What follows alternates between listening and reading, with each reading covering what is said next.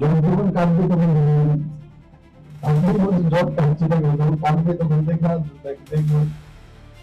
তো স্বাভাবিকভাবে এখন আলোচনা চলছে, কথাবার্তা হয়েছে, আপনারা দেখেছেন মাননীয় যে পিতামাতার যে চিফ আছেন আদরণীয় প্রদ্যোৎ মহারাজ, উনি তো মানে বিএল চন্দ্রজির সঙ্গে রাষ্ট্রপতির সঙ্গে বসেছেন। তো স্বাভাবিকভাবে একটা তো দেখেছেন, তো বসেছে তো BJP president, BJP general secretary organisation বসেছে, সোনিয়া গান্ধীর সঙ্গে তো বসেনি।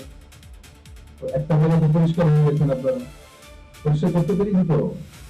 ওরা যদি যদি ওদের সঙ্গে বসে তখন আমাদের কথা বলা। দেখুন উনি ওনার লাইভে এসে কি বলেছেন আমি আসলে আমি দেখছি, দেখুন জগতে দেখতে হবে, আপনি বলেছেন বলে আমি এটা জবাব দিয়ে দেবো তেমন না, কিন্তু আমি এটা দেখেছি যে মহারাজ বিজেপির জেনারেল সেক্রেটারি অর্গানাইজেশন বিএল চন্দ্রজি এবং আমাদের রাষ্ট্র প্রেসিডেন্ট আছেন তার সঙ্গে দিল্লিতে দেখা করেছেন, এটা ঠিক নিয়ে আলোচনা হয়েছে। অর্থাৎ আলোচনার রেজাল্ট কি সেটা তো ইন ফিউচার বলবে।